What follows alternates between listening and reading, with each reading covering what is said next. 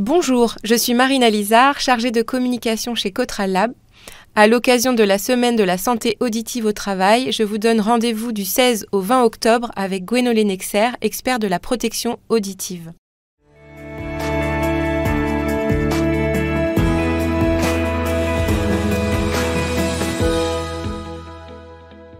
Bonjour à tous, aujourd'hui je laisse le micro à Gwenolé Nexer pour partager avec nous l'expérience de Marilène Ledreff, qui est animatrice sécurité en charge des EPI chez Orano.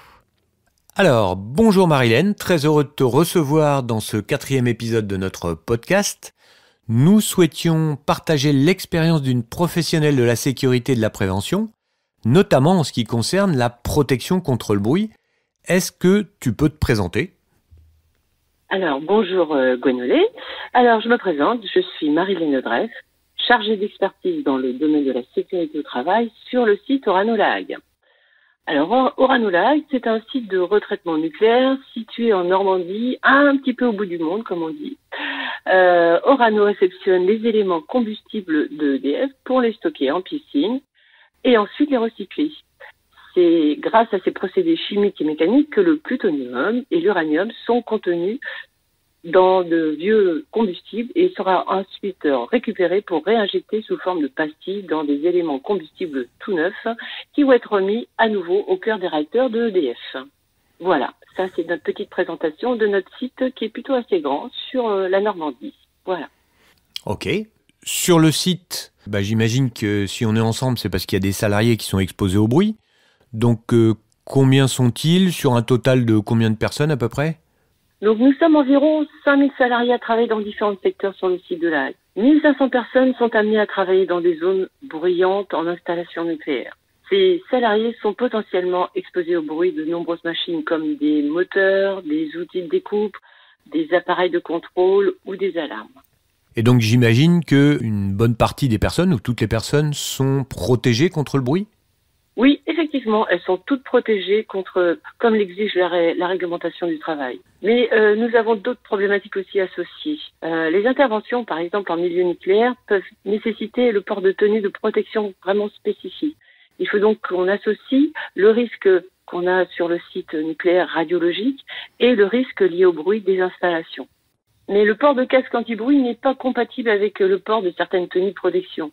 Et les bouchons mousse, par exemple, sont également interdits dans un contexte nucléaire, car on a un risque de contamination par manipulation des bouchons mousse.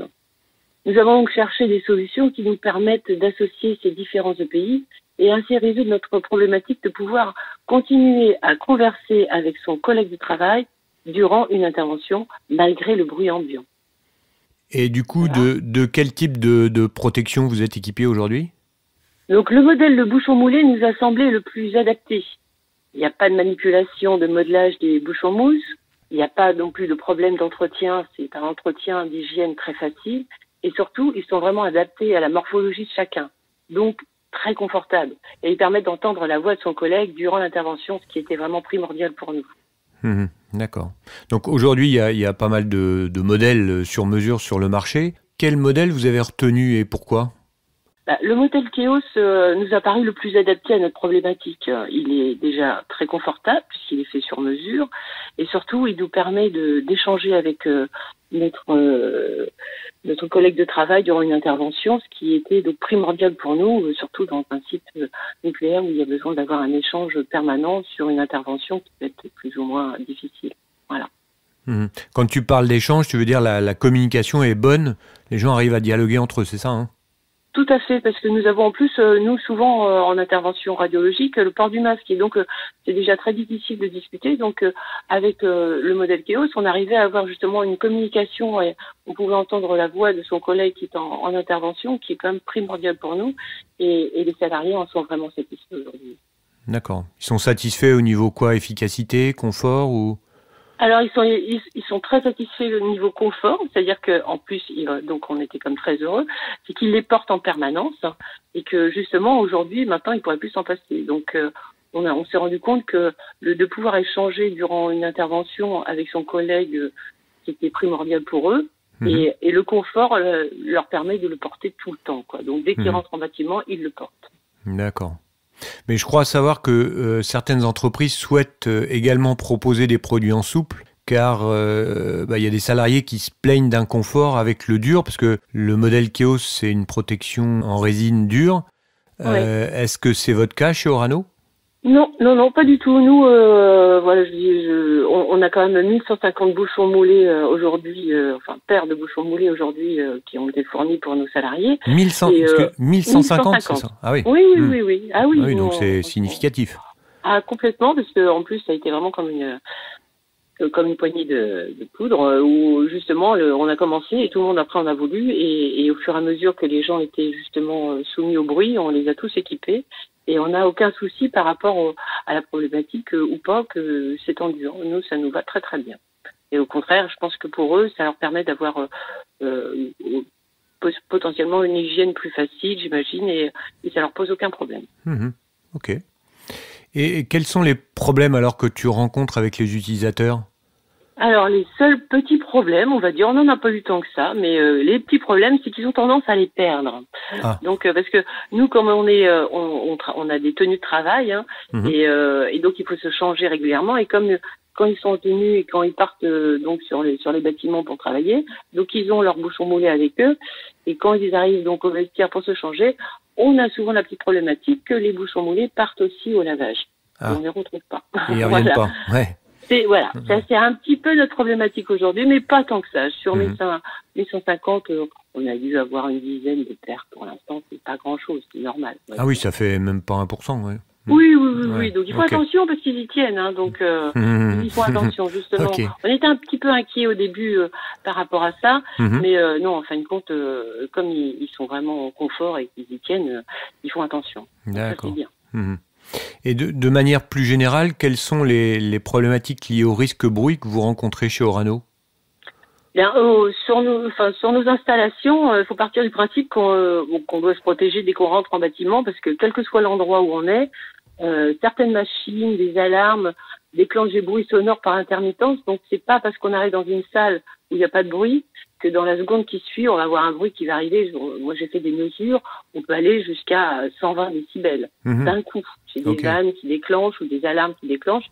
Donc, on peut passer de 0 ou pas loin à 120 décibels. Donc, on ne peut pas prévoir à l'avance les salles qui vont être bruyantes ou pas bruyantes, etc.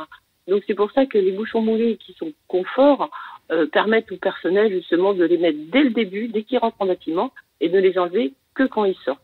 D'accord. Donc, aujourd'hui, ça leur pose plus aucun problème et ils les mettent en permanence. Ok. Voilà. Et est-ce qu'il y aurait un ou plusieurs conseils que tu pourrais donner à des personnes qui souhaitent déployer des solutions de protection auditive dans leur entreprise ? Moi, je me suis rendu compte en discutant justement avec les gens et puis durant les prises d'empreintes qu'on fait sur site, que quand on associe justement le risque bruit avec la vie personnelle, et quand on commence à poser des questions sur les anciens qui disent ouais, moi le bruit ça me dérange pas trop, en fin de compte ils sont à moitié sourds déjà. Donc quand on commence à leur dire voilà, vous avez dans votre vie personnelle, ça va vous impacter si vous prenez pas soin de vos oreilles, et ben là ça commence à leur parler. Donc je pense qu'il faut vraiment faire une sensibilisation pour expliquer les risques liés au bruit et qui peuvent avoir une répercussion sur leur vie personnelle. Et ça les a vraiment sensibilisés au port, et même les jeunes justement ils sont aussi sensibilisés, alors que avant d'avoir leur bouchon moulé c'était pas franchement leur problème. Aujourd'hui ils en sont conscients, et donc ça c'est quand même super important. D'accord. Et donc de faire un essai, moi je vais dire c'est l'adopter. Ok. Donc l'important, sensibiliser, donner des bonnes protections auditives pour que les gens les portent tout le temps, et 2, leur faire comprendre pourquoi il faut se protéger du bruit, quoi. C'est ça qui est, qui est vraiment et je pense que de faire l'association entre la vie privée et le travail, c'est-à-dire que les répercussions qu'on peut avoir sur le travail peuvent vraiment perturber leur vie privée après, et ça, je pense que c'est un petit grain qui peut permettre de faire avancer les choses. De germer et de dire je me protège. Voilà. Oui, parce que nous, je vois nos salariés jeune génération, on va dire, sont pas franchement sensibilisés à ça, et sauf que quand on leur en parle et quand ils ont leurs collègues qui sont un peu voire beaucoup plus âgés qu'eux qui commencent à dire qu'est-ce qu'il dit, et ben là ça y est, on commence à faire le contact entre les deux, il dit oui, c'est vrai que oui, ben voilà, il est pas sourd, mais quand même, il a perdu beaucoup d'audition. Et ça, c'est un problème pour sa vie privée aussi. Et là, le jeune commence aussi à faire attention. C'est important. Avoir une nouvelle génération qui soit sensibilisée aussi. Ok. Voilà. Bon, bah écoute, Marilène, merci beaucoup pour cet échange très intéressant. C'est avec plaisir, Gwenolé. Merci. Merci à tous les deux. On se retrouve demain pour le dernier épisode de ce podcast en présence de Gwenolé Nexer et nous recevrons également une nouvelle invitée. À demain.